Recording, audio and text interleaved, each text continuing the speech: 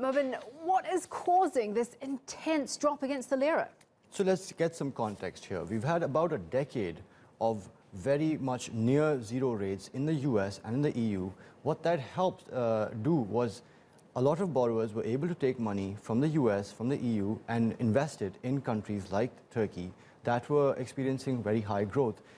Now what you're seeing is that trend is reversing. Rates are going up in the US, so it's getting more expensive to borrow there, or it's getting more lucrative to invest in those countries. And at the same time, growth is coming down in Turkey and also in other emerging economies as well. Of course, what that does is that it makes it harder to access funds for companies and for the government in the future. Look, Turkey has about $470 billion of external debt. 70% of that is owed by companies. And those companies need to roll this debt over every once in a while.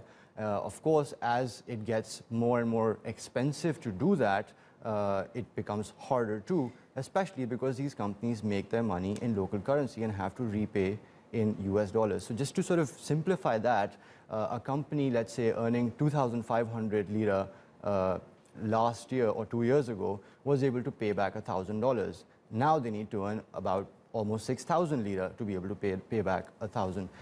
So of course that is the main problem. Adding to that, in Turkey's situation, is its dependency on fuel imports, which primarily come from Russia and from Iran. And as you know, both of those countries are also in the crosshairs.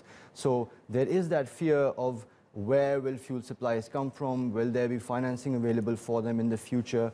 And then, of course, US ties, Turkey-US ties, as we know, are not in the best state right now. And of course, getting funding from multilaterals, be it the IMF, be it the World Bank, really depends on that political risk. I mean, the IMF would be opening a whole other can of worms.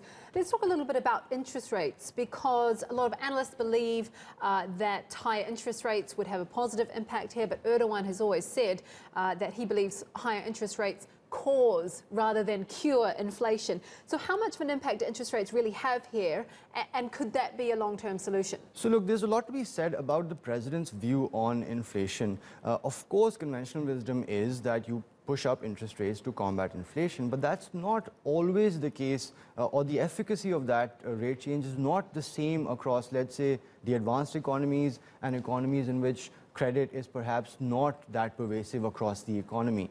Having said that, if you look at the interest rates in Turkey as of today, the interest rate is about 18%, whereas inflation is lower than that. It's about just over 15%. So interest rates in Turkey are already in positive territory. How much higher they need to go, of course, would be a question better put to economic analysts. Having said that, it may not be enough at this point simply to raise rates. The government needs to look beyond the interest rate.